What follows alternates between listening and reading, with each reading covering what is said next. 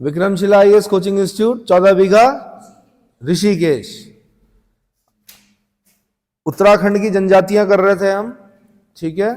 हमने सबसे पहले थारू किया, उसके बाद हमने जौनसारी किया, उसके बाद हमने भोटिया किया, इसके बाद हम क्या कर रहे हैं आज बोक्सा और राजी को भी करने का प्रयास करेंगे। तो बोक्सा जनजाति भाई, बोक्सा जनजाति जो है वो उत्तराखंड के तराई भाबर क्षेत्र में, तराई भाबर क्षेत्र। अब देखो ना, जैसे जैसे हमने पढ़ा भोटिया तो वो उच्च हिमालयी क्षेत्र में, बोक्सा जो है वो कहाँ है, तराई भाबर क्षेत्र में। कहाँ पर, मतलब प्लेन एरिया, मैदानी इलाका जो होता है, तराई भाबर क्षेत्र में स्थित उधम सिंह नगर के बाजपुर, गदरपुर, काशीपुर, बाजपुर, गदरपुर, काशीपुर। काशीपुर का नाम लिख देना भाई, गोविशाण पुराना नाम, उत्तराखंड पीसीएस में पूछा हुआ है। तो बाजपुर, गदरपुर, काशीपुर। नैनीताल के रामनगर, नैनीताल में कहा रामनगर। पौड़ी गढ़वाल में कहा दुगड्डा, पौड़ी गढ़वाल में कहा दुगड्डा। देहरादून में कहा विकासनगर, डोईवाला, सहसपुर। कहाँ विकासनगर, डोईवाला, सहसपुर। अब आप बोलोगे कि आप कहाँ कहाँ रहे सर, तो मैं विकासनगर में भी रहा, मैं सैया में भी रहा, मैं छिनका में भी रहा, कर्णप्रयाग में भी रहा, नरेंद्र नगर में भी रहा, अब वर्तमान में ऋषिकेश में। तो मैं परिचित हूं किन चीजों से, बोक्साओं से भी, है ना। आप लोग पढ़ रहे हो, मैं उनके बीच में रहा हूं, इसलिए थोड़ा बहुत बचपन की जो यादें हैं उनके हिसाब से मैं बता देता हूं कि क्या क्या है, ठीक है। तो विकासनगर, डोईवाला एवं सहसपुर विकास खंडों से लगभग 173 ग्रामों में निवास करते हैं। कितने, 173 ग्रामों में निवास करते हैं। उधम सिंह नगर के बाजपुर, काशीपुर, गदरपुर, कहाँ भाई, आदि स्थानों पर इनकी संख्या अधिक है। तो उधम सिंह नगर में ज्यादा मिलेंगे, विकास नगर में भी हैं थोड़े बहुत, ठीक है। सहसपुर में भी हैं, सहसपुर में भी दिखते हैं। सहसपुर देखा है आपने, कहाँ है, हाँ, विकास नगर जाते हुए एक जगह पड़ेगी सहसपुर, है ना। डोए वाला परिचित ही हो, ठीक है। तो भाई नैनीताल व उधम सिंह नगर जिलों के बोक्सा बहुल क्षेत्र को बुक्साड़ कहा जाता है। क्या कहा जाता है, नैनीताल और उधम सिंह नगर जिलों के बोक्सा बहुल क्षेत्र, यानी जहां पर बोक्साओं की संख्या ज्यादा है, उसे बुक्साड़ कहा जाता है। बोक्सा अपने आप को पंवार राजपूत बताते हैं। अब क्वेश्चन आएगा आपसे, कौन सी जनजाति अपने आप को पंवार राजपूत बताती है, मानती है, आंसर बोक्सा, पंवार राजपूत, है ना। कुछ विद्वान इन्हें मराठों द्वारा भगाए गए लोगों का वंशज मानते हैं, मराठों द्वारा भगाए गए लोगों का वंशज मानते हैं। तो कुछ विद्वान चित्तौड़ पर मुगलों के आक्रमण के समय राजपूत स्त्रियों एवं उनके अनुचर भागकर यहाँ पर आए और उन्हीं के वंशज होने का, मतलब उन्हीं का वंशज मानते हैं। इतना समझ में आ गया। चित्तौड़ पर जब मुगलों का आक्रमण हुआ तो राजपूत स्त्रियां और उनके अनुचर जो भाग कर आए उन्हीं के वंशज हैं। ऐसा कहा जाता है कि बोक्सा सर्वप्रथम बन बसा चंपावत में 16वीं शताब्दी में आकर बसे। कब बसे, 16वीं शताब्दी में बोक्सा लोग सबसे पहले कहां पर बसे, पीसीएस का क्वेश्चन रहा है बहुत पहले, बन बसा चंपावत में। कहां पर, बन बसा चंपावत में। अब शारीरिक रचना अगर देखते हैं तो इन लोगों का कद और आंखें छोटी होती हैं, कद छोटा होता है, आंखें छोटी होती है, पलकें जो होती हैं भारी होती हैं, चेहरा चौड़ा होता है, होंठ पतले होते हैं, नाक चपटी होती है, इनके जबड़े मोटे और निकले हुए तथा दाढ़ी और मूछें घनी और बड़ी होती हैं। अब देखो यहाँ पे दाढ़ी मूछें घनी हैं, वहाँ अगर हम उनका पढ़ते हैं किनका, भोटियाओं का, तो उन पे दाढ़ी नहीं होती, कम होती है बहुत, ना के बराबर, है ना। तो यहाँ पर घनी होती है भाई दाढ़ी मूछें, ठीक है। और स्त्रियों का गोल चेहरा, गेहुआ रंग, मंगोल नाक नक्श स्पष्ट रूप से दिखाई पड़ते हैं, ठीक है। इनकी शारीरिक बनावट मिश्रित प्रजातीय लक्षणों को इंगित करती है। क्या करती हैं, मिश्रित प्रजातीय लक्षणों को इंगित करती है। अब भाषा की अगर बात करें तो इन लोगों की अपनी कोई विशिष्ट बोली नहीं है, बल्कि जिस क्षेत्र में निवास करते हैं वहीं की बोली बोलते हैं। जैसे भावरी भी बोलते हैं, कुमैया भी बोलते हैं, और रच भैंसी, खासकर आपने ध्यान रखना है, जब मैंने आपको भाषाएं कराई थी, बोलियां कराई थी, तो वहां पे मैंने बताया था रच भैंसी। तो भावरी, कुमैया और रच भैंसी। परिधान क्या है इनके, पुरुष धोती, कुर्ता, सदरी और सिर पर पगड़ी धारण करते हैं। नगरों में रहने वाले पुरुष पता ही है, कमीज पैंट वगैरह आदि आदि पहनते हैं, है ना। धोती, कुर्ता, सदरी, सदरी समझते हैं, हाँ, सदरी और सिर पर पगड़ी धारण करते हैं। स्त्रियां पहले ढीला लहंगा और चोली अंगिया के साथ साथ ओढ़नी ओढ़ती थी, लेकिन अब फिर आपको पता है कि मॉडर्न कल्चर में क्या हो गया, वही जो आजकल पहनते हैं वही सब लोग पहन रहे हैं। सामान्य रूप से 5 गोत्रों में ये उपजातियां विभक्त हैं, यदुवंशी, पंवार, राजवंशी, परतजा और तनवार। कौन कौन से भाई? यदुवंशी, क्या? यदुवंशी, पंवार, राजवंशी। अगर किन्हीं के नाम के आगे ऐसा लगा हुआ है यदुवंशी, पंवार, राजवंशी, परतजा, तनवार, तो समझ लीजिए बोक्सा है। क्या है? तो इन 5 गोत्रों में विभक्त हैं। देहरादून में कुछ संख्या में एक अलग प्रकार के मेहर बोक्सा पाए जाते हैं। तो मेहर बोक्सा कहाँ पाए जाते हैं? देहरादून में। मेहर बोक्सा कहाँ पाए जाते हैं? गोत्र इनके समाज की व्यवहार मूलक सामाजिक इकाई है। एक गोत्र के लोग आपस में विवाह नहीं कर सकते हैं, विवाह परिपक्व होने पर ही किया जाता है, अर्थात बाल विवाह नहीं होते हैं इनमें। यद्यपि इनमें एक विवाह तथा बहुविवाह दोनों का प्रचलन है, लेकिन धीरे धीरे एक विवाह अधिक लोकप्रिय हो रहा है। ठीक है। इनमें ज्यादातर संयुक्त और विस्तृत परिवार पाए जाते हैं। संयुक्त परिवार की प्रथा है, विस्तृत परिवार की प्रथा है, लेकिन कुछ केंद्रीय परिवार भी देखने को मिलते हैं। अब धीरे धीरे इनका झुकाव केंद्रीय परिवार, न्यूक्लियर फैमिली की ओर बढ़ता जा रहा है। ठीक है। परिवार पितृवंशी और पितृसत्तात्मक होता है।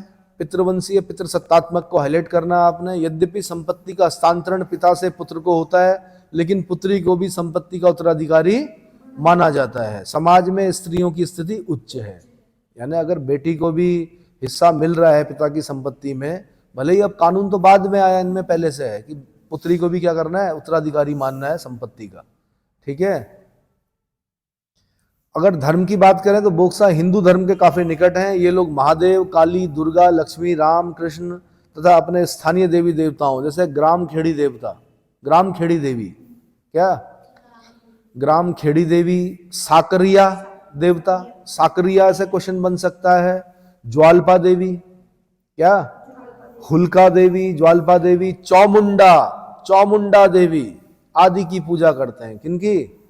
चौमुंडा देवी। तो अब चौमुंडा देवी को खास आपने क्या करना है भाई? ध्यान देना है। ग्राम खेड़ी देवी को खास और साकरिया देवता को खास आपने क्या करना है? ध्यान देना है। काशीपुर, जिसका पुराना नाम गोविशाण था, कि चौमुंडा देवी इस क्षेत्र की बोक्साओं की सबसे बड़ी देवी मानी जाती है। तो अब आपसे पूछेगा चौमुंडा देवी का मंदिर कहाँ है? आपने बोलना गोविशाण काशीपुर। कहाँ पर? ग्राम देवी खेड़ी देवी जिन्हें बोला जाता है, वह ग्राम देवता साकरिया देवी जो हो गई, ग्राम की देवी जो हो गई खेड़ी देवी, और ग्राम देवता जो हो गया साकरिया की पूजा पवित्र स्थान पर की जाती है जो गांव से बाहर होता है और जिसे थान कहा जाता है। क्या कहा जाता है? थान कहा जाता है। थान से क्वेश्चन बन सकता है। ग्राम देवी व ग्राम देवता को ये वर्ष में 2 बार विशेष पूजा देते हैं। इनमें जादू टोने, टोटके, भूत प्रेत, तंत्र मंत्र भी देखने को मिलता है।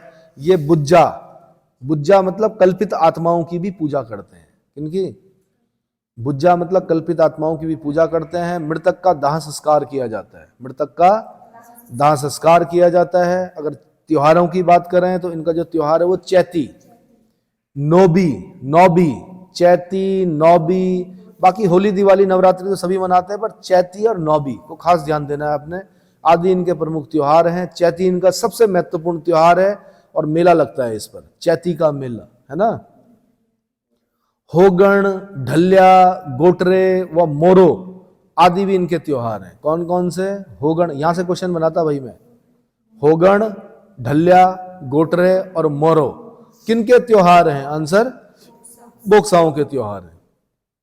अगर अर्थव्यवस्था की बात करें तो पहले इनका आर्थिक जीवन जंगली लकड़ी, शहद, फल फूल, कंद, जंगली जानवरों के शिकार, मछली पर आधारित था, लेकिन अब कृषि, पशुपालन, दस्तकारी इनके आर्थिक जीवन के मुख्य आधार है ना। तो जंगली जानवरों का शिकार, मछली पर आधारित था, लेकिन अब क्या कर रहे हैं? कृषि, पशुपालन, दस्तकारी आदि आदि। इनमें लगभग प्रत्येक व्यक्ति कृषि कार्य, लकड़ी और लोहे का काम, मकान बनाना, डालियां बनाना, जाल और बर्तन बनाना आदि जानता है। इनका प्रमुख भोजन मछली चावल है भाई। क्या है? इनका भी प्रमुख भोजन मछली चावल है। इनके अतिरिक्त ये लोग मक्का और गेहूं की रोटी, मक्का और गेहूं की रोटी और दूध दही का प्रयोग करते हैं। इनके पुरुष मदिरा, ताड़ी, हुक्का, बीड़ी, सुल्फा, सुल्फा समझते हैं? भांग, है ना, सुल्फा आदि का प्रयोग करते हैं। मदिरा, ताड़ी, हुक्का, बीड़ी, सुल्फा आदि का प्रयोग करते हैं। अगर राजनीतिक व्यवस्था की बात की जाए तो बोक्सा समाज की सबसे छोटी इकाई परिवार है। कई परिवारों से मिलकर एक बोक्सा गांव, मंझरा बोलते हैं, एक बड़े गांव को क्या बोलते हैं, बोक्साओं के, मंझरा से क्वेश्चन बना है, मंझरा का निर्माण होता है। तो मंझरा किनके गांव को कहा जाता है, बोक्साओं के गांव को कहा जाता है। मंझरा बोक्साओं के गांव को कहा जाता है। गांव में छोटे मोटे विवादों के निपटारे के लिए एक समिति होती है जिसका एक प्रधान मुखिया होता है जो गांव के स्तर पर सर्वोच्च होता है। कहीं कहीं इनमें 5 सदस्यीय एक बिरादरी पंचायत होती है। बिरादरी पंचायत समझते हैं, जो न्याय एवं कानून व्यवस्था बनाए रखने के लिए उत्तरदायी होती है। इस पंचायत के नीचे एक मुंसिफ, एक दरोगा, 2 सिपाही। अब ये बड़ी बात है भाई, क्या है, एक तो सरकार की सिपाही होते हैं, सरकार की पुलिस होती है, इनके उसमें भी होते हैं, इनकी पंचायत में एक मुंसिफ होता है ना, मजिस्ट्रेट टाइप का मुंसिफ, एक दरोगा होगा और 2 सिपाही होंगे। इन सभी के अधिकार वंशगत होते हैं, वंशानुगत होते हैं और इन्हें समाज में बड़े सम्मान से देखा जाता है। कौन है भाई, दरोगा जी हैं। कौन है भाई, सिपाही है। यूनिफॉर्म वाले नहीं, इनके सिपाही, इनके दरोगा, इनके मुंसिफ। समझ में आया है ना। जैसे मैंने बताया था ना कि अफगानिस्तान में कुछ भी कर लो आप, लेकिन उनकी जो कबीलाई संसद है लोया जिरगा, वो उसी को मानते हैं, है ना। अमेरिका संसद भवन बना दे, कुछ करा दे, वहां पर कोई राष्ट्रपति बना दे, भारत कुछ भी कर दे, लेकिन वो आज भी अफगानिस्तान के जो लोग हैं वो किसको मानते हैं, लोया जिरगा। अपनी जो कबीलाई संसद है उसको मानते हैं, लोया जिरगा। आईएएस का क्वेश्चन रहा है कभी, ठीक है। अच्छा जी, तो अब धीरे धीरे इनकी ये पुरानी व्यवस्था लुप्त होती जा रही है और उनके स्थान पर एक नई पंचायत राज व्यवस्था अपनी जगह बनाती जा रही है। नैनीताल उधम सिंह नगर जिले में बोक्सा परिषद की स्थापना की गई है। किसकी, बोक्सा परिषद की स्थापना कहाँ पर की गई है, नैनीताल और उधम सिंह नगर में की गई है। इतना समझ में आ गया। अब एक अगली जनजाति है, बड़ी इंटरेस्टिंग जनजाति है, राजी। क्या भाई, बहुत कम रह गई इनकी संख्या, ये सामने नहीं आते हैं, अब तो आने लगे होंगे, लेकिन पुराने जो राजी जनजाति के लोग थे वो सामने नहीं आते थे, ठीक है।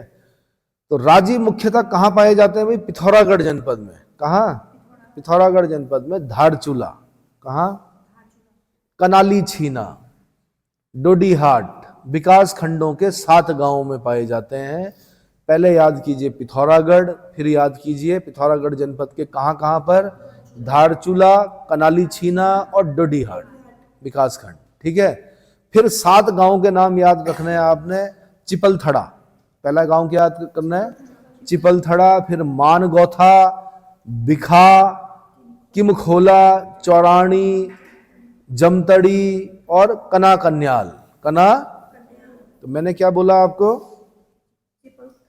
चिपलथड़ा 1 नंबर हो गया, मानगौथा बिखा 2 हो गया, किमखौला 3 हो गया, 4 हो गया चौरानी, 4 हो गया, 5 हो गया जमतड़ी,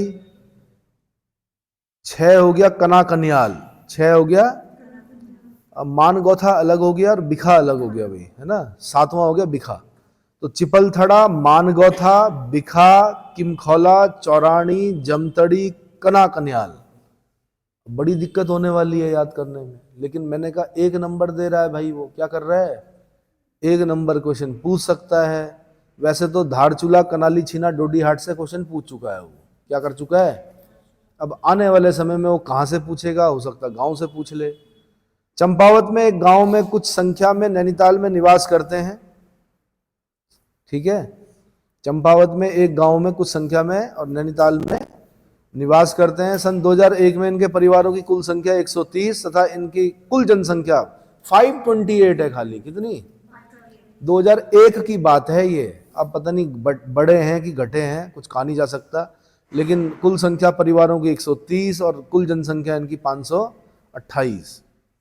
विद्वानों का मत है कि प्राचीन काल में गंगा पठार में पूर्व से लेकर मध्य नेपाल तक के क्षेत्र में आग्नेय वंशीय कोल किरात जातियों का निवास था। आग्नेय वंशीय कोल किरात जातियों का निवास था। कालांतर में इन्हीं के वंशज राजी के नाम से जाने गए। तो भैया आग्नेय वंशीय कोल किरात को याद रखना है आपने। आग्नेय वंशीय कोल किरातों के वंशज किन्हें कहा जाता है, किन्हें माना जाता है, आंसर राजी को माना जाता है। क्लियर हो गया। ये लोग प्राचीन काल से ही जंगलों में निवास करते हैं। ये लोग अपने को हिंदू कहते हैं और वर्ण क्रम में अपने आप को रजवार राजपूत मानते हैं। क्या मानते हैं? रजवार राजपूत मानते हैं। क्या कोई विधायक है जिनकी कास्ट रजवार है? कोई विधायक रहे हैं उत्तराखंड में रजवार के नाम से? चेक करो उत्तराखंड में कोई रजवार रहे हों।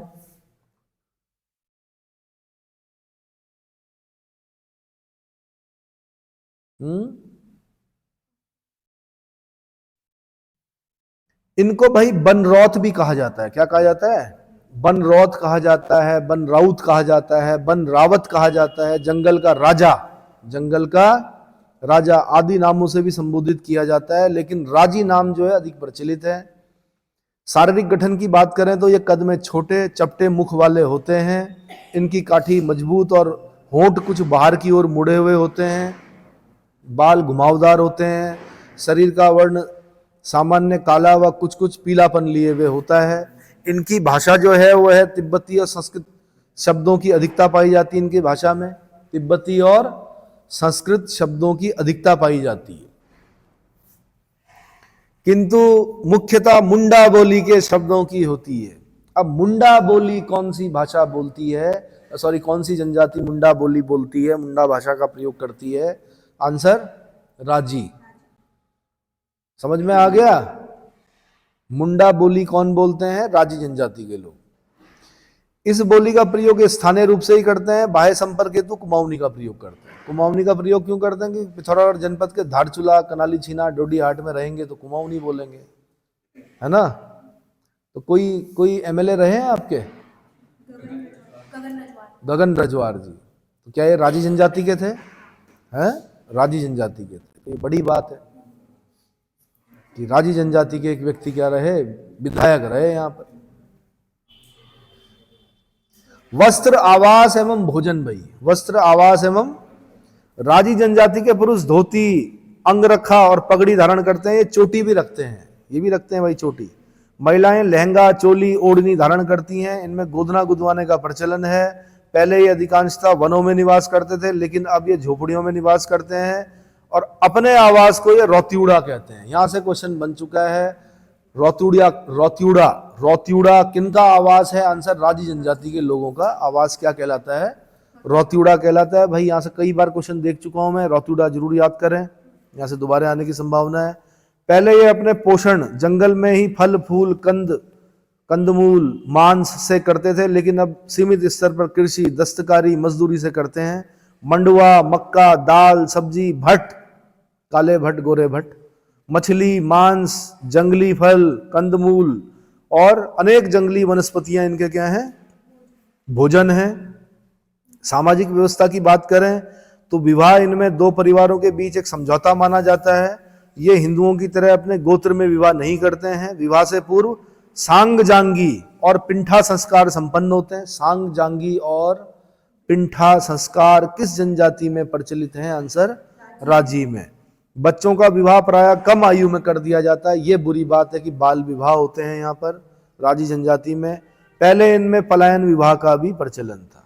पलायन विवाह किन में देखा जाता है? आंसर राजी जनजाति में। किसमें? इनमें वधु मूल्य का प्रचलन है। वधु मूल्य का प्रचलन है। विवाह के बाद पति अपने ससुर के घर रहने लगता है। कहाँ? अब ये उल्टा हो गया भाई, पति अपने ससुर के घर रहने लगता है। इनमें विवाह विच्छेद व पुनर्विवाह के लिए स्त्री और पुरुष के समान अधिकार प्राप्त हैं। पहले इनमें शिक्षा के प्रति बिल्कुल लगाव नहीं था। बच्चों को ये विभिन्न कार्यों में नियोजित कर देते थे।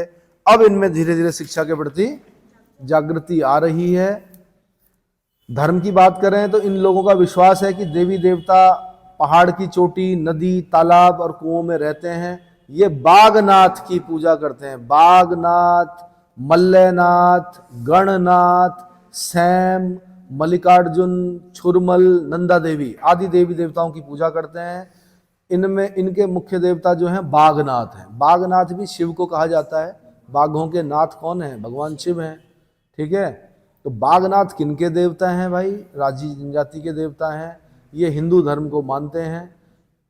इनमें जिस स्थान पर किसी की मृत्यु हो जाती है उस स्थान पर उसके बाद कोई नहीं रहता। क्या? मृतकों को गाड़ने व जलाने की परंपरा है, दोनों ही परंपराएं हैं, गाड़ने की भी है और जलाने की भी परंपरा है। ठीक है, देखिए भाई, जहां लकड़ी होती है वहां जलाने की परंपरा होती है, जहां लकड़ी नहीं होती है वहां गाड़ने की परंपरा होती है।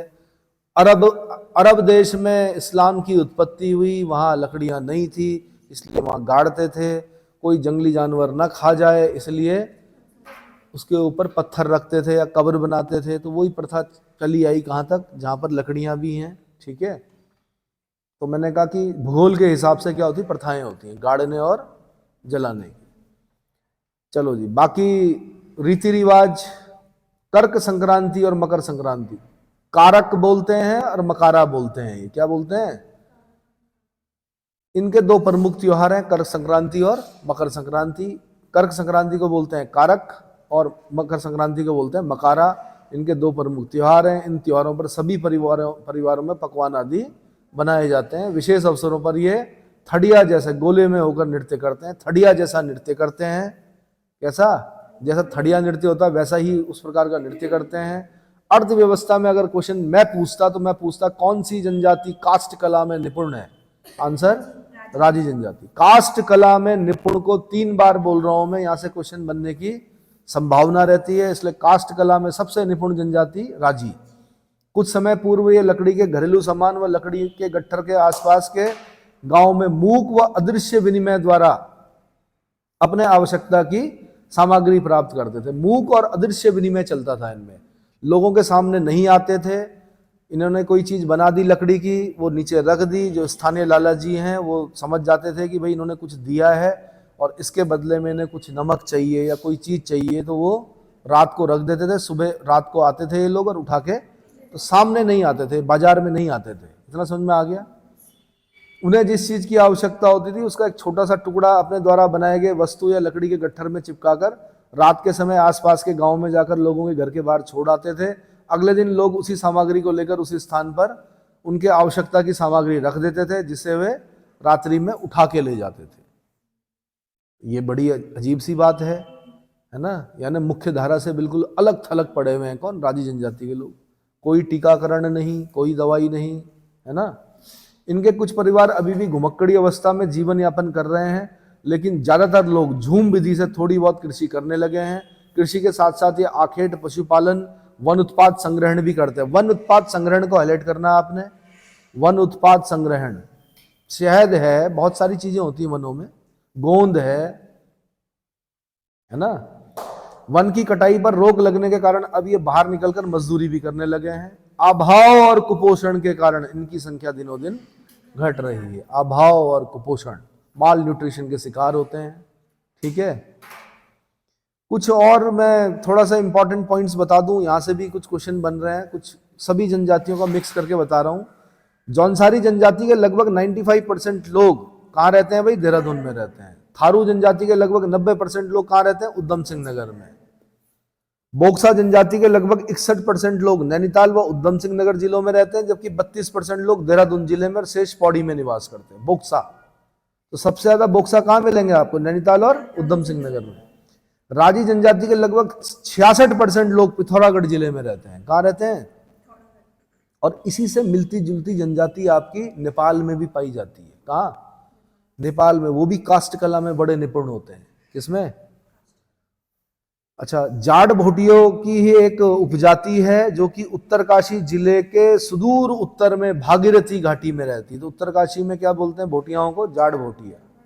ठीक है, जादुंग इनका मूल गांव है। तो उत्तरकाशी में जाट भोटियाओं का मूल निवास, मूल गांव कौन सा है? आंसर जादुंग। कौन सा? इनके मूल गांव के पास ही जनकताल स्थित है। अब क्वेश्चन बनेगा कि जनकताल कहां है? आंसर जादुंग में है, उत्तरकाशी में। कहां है? जनकताल। ये अपने आप को जनक का वंशज मानते हैं। किनका? जनक का वंशज मानते हैं। कौन थे जनक? जानकी के पिता। हाँ, सीता माता के पिता, है ना? जानकी के पिता, वैदेही के पिता, है ना? वैदेही भी है सीता माता का एक नाम। क्या नाम है? वैदेही। और क्या क्या है बताओ, बताओ भाई। कौन कौन से नाम है? हाँ जी, तो चलो, तो जनक का वंशज कौन मानते हैं अपने आप को भाई? जाट भोटिया मानते हैं। कौन मानते हैं? जाट भोटिया अपने आप को जनक का वंशज मानते हैं। जाट में विघटित परिवार व्यवस्था पाई जाती है। विघटित परिवार व्यवस्था किन में पाई जाती है भाई? जाट भोटियाओं में पाई जाती है। यद्यपि पुत्र के बड़े होने पर माता पिता पुत्र को परिवार से अलग कर देते हैं। ये बड़ी अजीब सी क्या है, परंपरा है। माता पिता पुत्र को परिवार से अलग कर देते हैं, फिर भी पुत्र व पुत्री का पिता की संपत्ति पर समान अधिकार होता है। यहां पर भी होता है, पिता की संपत्ति पर पुत्र का भी और पुत्री का भी। जाट जो हैं बौद्ध धर्मानुयायी होते हैं। यद्यपि जो जाट भोटिया हैं वो बौद्ध धर्मानुयायी होते हैं और इनमें ब्राह्मण कर्म करने वाली को लामा कहते हैं। क्या कहते हैं? फिर भी इनमें हिंदू संस्कृति के तत्व पाए जाते हैं। जाट की जो बोलचाल की भाषा है वो क्या? रोम्बा। कौन सी भाषा बोलते हैं? यहां से क्वेश्चन बनेगा फिर। रोम्बा भाषा कौन बोलते हैं? आंसर। और मुंडा कौन बोलते हैं? अभी बताया था मैंने थोड़ी देर पहले। मुंडा भाषा कौन बोलते हैं? राजी बोलते हैं भाई। मुंडा भाषा कौन बोलते हैं? राजी। मुंडा भाषा बोलते हैं राजी। रोम्बा भाषा बोलते हैं जाट भोटिया, जो कि गढ़वाली की अपेक्षा तिब्बती के अधिक निकट है। जाट जो रोम्बा बोलते हैं ना, वो तिब्बती भाषा के निकट है। किसके निकट? जाट पुरुष तिब्बतियों की तरह घुटने तक का चोगा पहनते हैं। बपकन बोलते हैं इसको। क्या बोलते हैं? बपकन। पैजामा पहनते हैं, हिमाचली टोपी व जूता। जूता जो है पेंतुराण बोलते हैं उसको। क्या बोलते हैं? पेंतुराण पहनते हैं। जबकि स्त्रियां पांव तक का चोगा पहनती हैं, उसको कौलक बोलते हैं। क्या बोलते हैं? कौलक। कमर पर कपड़े का बंधन केरक बोलते हैं उसको। अरे भाई, स्त्रियां जो हैं पांव तक का चोगा पहनेंगी उसको कौलक बोलेगी, कौलक। और कपड़े पर जो कपड़ा बांधे, कमर पर कपड़ा बांधेंगे उसको केरक बोलेंगे। टोपी और जूता भी पहनती हैं। अब यहां से जो मैंने अभी हाल ही में देखा क्वेश्चन, लौसर, क्या? बसंत पंचमी को वर्ष का प्रथम दिन लौसर और सूरगैन भाद्रपद महीने के 20वें दिन, ये जाट भोटिया लोगों का त्योहार है। क्या है? लौसर बसंत पंचमी को मनाते हैं ये लोग। लौसर, जाट भोटिया जो है लौसर नामक त्योहार मनाते हैं बसंत पंचमी को। और सूरगैन भाद्रपद, भादों के महीने में 20वें दिन मनाते हैं। कौन सा? सूरगैन। जाड़ की स्त्रियां ऊन का कंबल, चुटका, पंखी, टुमकर, थुलमा, पट्टू, फांचा, आंगड़ा आदि वस्त्र बनाती हैं। इनके आवास कलात्मक होते हैं। इतना समझ में आ गया? अब जैसे मैंने बोला आपको कि लौसर बसंत पंचमी को मनाते हैं कौन? जाट भोटिया उत्तरकाशी वाले। अब मुझे एक चीज बताइए, लोसार नामक त्योहार भारत में कहां मनाया जाता है? लोसार जरा चेक कीजिए।